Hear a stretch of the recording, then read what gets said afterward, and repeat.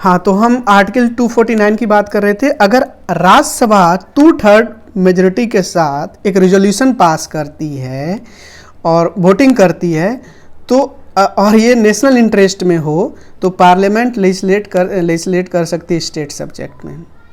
आप समझ रहे हो, ये 249 कहता है। 250 क्या कहता है कि नेशनल इमरजेंसी के दौरान पार्लियामेंट कंकरेंट लिस्ट को एज्यूम कर लेता है जुरिडिक्शन के, और स्टेट लिस्ट में भी नियम बनाया जा सकता है। ठीक है, तो 250 ये भी यूनिटरी सेटअप आप देख के लग रहा है ना आपको।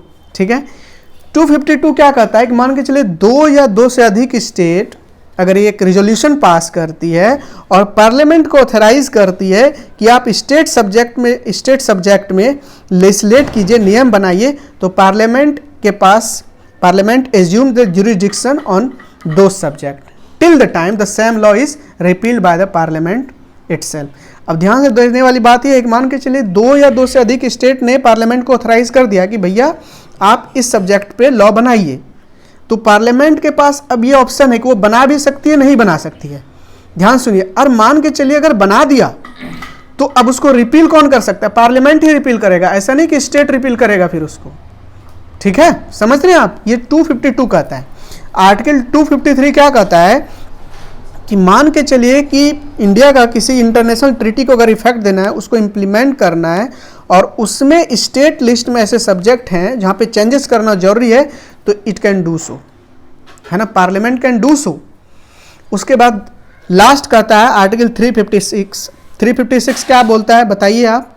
356 कहता है कि पार्लियामेंट रूल जब इम्पोज होता है, पार्लियामेंट रूल नहीं, प्रेसिडेंट रूल, जिसको हम स्टेट इमरजेंसी बोलते हैं। ठीक है, देखिए president rule as a word mention नहीं है कॉन्स्टिट्यूशन में, ठीक है ना, स्टेट इमरजेंसी एक वर्ड मेंशन है, ये बात ध्यान से। ठीक है, तो अगर मान के चलिए प्रेसिडेंट रूल किसी स्टेट में लगा है और वहाँ की लेजिस्लेटिव असेंबली डिसॉल्व है, तो पार्लियामेंट एज्यूम कर लेती है लॉ मेकिंग बॉडी उस स्टेट का, है ना। ठीक है ना। और मान के चलिए हरियाणा में क्या हुआ, एक एग्जांपल देके मैं आपको बताता हूँ। मान के चलिए कि हरियाणा को लीजिए, हरियाणा में प्रेसिडेंट रूल लग गया, तो हरियाणा के जो एग्जीक्यूटिव होंगे, एग्जीक्यूटिव का क्या मतलब होता है? काउंसिल ऑफ मिनिस्टर, वो इमरजेंसी के दौरान क्या होंगे? रहेंगे, लेकिन लेजिस्लेचर चले जाएंगे, है ना। तो कहने का ये मतलब है आर्टिकल 250, तो ये कहीं ना कहीं आप देख रहे हो लेजिस्लेचर चले जाने का क्या मतलब है कि मैंने इमरजेंसी वहाँ पे लगा दिया और लेजिस्लेचर नहीं रहे। इसका मतलब होता है कि भाई हमने जो चुन करके भेजा, हमने जो इलेक्ट करके भेजा, डेमोक्रेसी का पर्पस ही डिफीट हो गया। तो कहीं ना कहीं यूनिटरी सेटअप है ना, समझ रहे हो आप। तो ये 5 ऐसे एक्स्ट्रा ऑर्डिनरी सिचुएशन थे, एक्स्ट्रा ऑर्डिनरी कंडीशन थे जहाँ के भी पार्लियामेंट अकेले स्टेट सब्जेक्ट में चेंजेस कर सकती है, स्टेट असेंबली लॉ बना सकती है। तो 7 शेड्यूल का फिर क्या वैल्यू है अगर आप बाय एंड लार्ज कॉन्सेप्ट देखें तो? ठीक है, तो हम यूनिटरी सेटअप देखें अलग अलग। जैसे पहला मैंने आपको बताया single citizenship, single flag, article 352 की बात किया, फिर 7 शेड्यूल की बात किया। ठीक है, उसके बाद 5 एक्स्ट्रा ऑर्डिनरी कंडीशन मैंने आपको बताया। और अब मैं बात करूंगा 248 की। 248 में रेसिडुअरी पावर की बात किया गया है कि मान के चलिए कोई ऐसा सब्जेक्ट जो कि ना तो यूनियन लिस्ट में है, ना स्टेट लिस्ट में है, और ना ही कंकरेंट लिस्ट में, तो वो किस लिस्ट में आएंगे? वो रेसिडुअरी। और वहाँ किसके पास अथॉरिटी है लॉ मेकिंग की? पार्लियामेंट के पास है, स्टेट के पास नहीं है। तो कहीं ना कहीं ये फेडरल सिस्टम के अगेंस्ट ही है ना, है कि नहीं? अगर हम यूएस को एज ए मॉडल कंसीडर करते हैं तो आर्टिकल 155 क्या कहता है कि किसी भी स्टेट का जो गवर्नर होगा वो प्रेसिडेंट के द्वारा अपॉइंटेड होगा और प्रेसिडेंट के प्लेजर में वो ऑफिस वहाँ पे होल्ड करेगा, और प्रेसिडेंट अपॉइंट करेगा किसके कहने पे? उसको, मतलब गवर्नर को, on the recommendation of council of minister. इसका क्या मतलब हुआ? काउंसिल ऑफ मिनिस्टर ने एडवाइस किया प्रेसिडेंट को कि आप इस गवर्नर को चूज कीजिए, और गवर्नर क्या होता है? उस स्टेट का हेड ऑफ द स्टेट होता है। इसका मतलब ये ना कि he can be influenced by the union government even to harass the state, और ऐसा होता भी है बहुत बार, आप देखते भी होंगे, है कि नहीं। उसके बाद नेक्स्ट हम आते हैं आर्टिकल 256 एंड 257। ये क्या बोलता है? आर्टिकल 256 257 ये कहता है कि state can issue administrative direction और executive direction to state indicating the manner in which railways properties and other means of communications is mentioned। कहने का मतलब है, मान के चलिए कि अगर बात कम्युनिकेशन की हो, बात रेलवेज की हो, बात हाईवेज की हो, और स्टेट गवर्नमेंट अगर कॉपरेशन नहीं दिखा रही है सेंट्रल गवर्नमेंट के साथ, तो पार्लियामेंट वहाँ पे, सेंट्रल गवर्नमेंट वहाँ पे क्या कर सकती है, प्रेसिडेंट रूल लगा सकती है। And these direction are binding on the state, और इफ इग्नोर्ड ना, centre can dismiss state government under article 356। याद रखिएगा आप, ठीक है। तो ये सब क्या है, यूनिटरी सेटअप नहीं लग रहा है आपको। फिर ऑल इंडिया सर्विस को आप देख लीजिए। ऑल इंडिया सर्विस में आपका 3 है, IS है, IPS है और IFS है। IFS फॉरेस्ट सर्विस है, फॉरेन सर्विस नहीं है, ठीक है ना। ये अंडर आर्टिकल 352 है। यहाँ पे ध्यान सुनिएगा, यहाँ पे सिर्फ राज्यसभा इनिशिएट कर सकता है या ऑथराइज कर सकता है पार्लियामेंट टू क्रिएट 1 और मोर ऑल इंडिया सर्विस।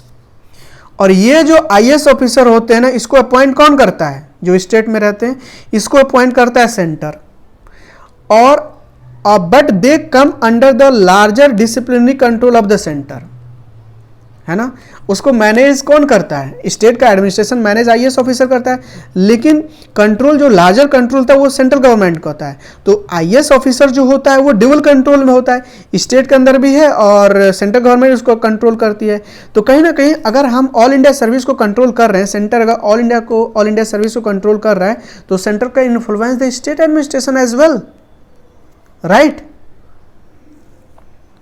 और इंडिया में अगर देखा जाए तो सुप्रीम कोर्ट एज एपेक्स पे यूनिफाइड जुडिशरी सिस्टम है। अगर अपना अपना हर एक स्टेट का कंसर्न अगर अपना हाई कोर्ट होता तो अच्छे से सुना जा सकता था। Though it has some problem, some consequences also, but आप कह सकते हैं। फिर आर्टिकल 324 ही आप देख लो ना, कॉमन और इंडिपेंडेंट इलेक्शन कमीशन है यहाँ पे पार्लियामेंट और स्टेट लेजिस्लेचर के लिए। स्टेट इलेक्शन कमीशन जो है वो पंचायत के इलेक्शन को संभालती है, ध्यान से, ठीक है ना। और election commission of India state के इलेक्शंस को और पार्लियामेंट के इलेक्शन को, ठीक है। कैग को आप देख लीजिए, क्या क्या करता है, ऑडिट का काम करता है, ठीक है ना। किसके अकाउंट को ऑडिट करता है, सेंट्रल गवर्नमेंट के, और सेंट्रल गवर्नमेंट के करता है और स्टेट गवर्नमेंट का करता है। He is appointed by the president and removed by him with the approval of parliament. तो बहुत सारे टाइम ऐसा देखा जाता है कि स्टेट गवर्नमेंट क्या करता है, वो अगर अपोजिशन के द्वारा रूल्ड होता है ना, तो कहीं ना कहीं सेंट्रल गवर्नमेंट कॉपरेशन वहाँ पे दिखाती नहीं है, बाइस्ड नेचर का होती है, ठीक है ना। और अगर मान के चलिए राज्यसभा में स्टेट का रिप्रेजेंटेशन अगर अनइक्वल है, मतलब अब हर एक स्टेट का पॉपुलेशन अलग अलग है, तो रिप्रेजेंटेशन भी राज्यसभा में हर एक स्टेट का अलग अलग ही होगा। 12 नॉमिनेशन है, जैसे मैंने आपको बताया, प्रेसिडेंट 12 मेंबर्स को नॉमिनेट करता है राज्यसभा में, जो कि आल्सो काउंसिल ऑफ स्टेट होते हैं, वो वहाँ भी आपको मिलेंगे। तो कहीं ना कहीं अगर आप ये देखोगे तो क्लियर वायलेशन नहीं है, क्लियर वायलेशन ही है ना।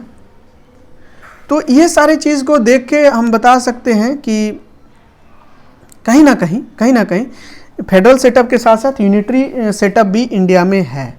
और हम इन्हें ये कहाँ से लिया था, federation with the strong centre, बताइए, मैंने आपको पहले लेक्चर में बताया था, कनाडा से लिया, ठीक है ना।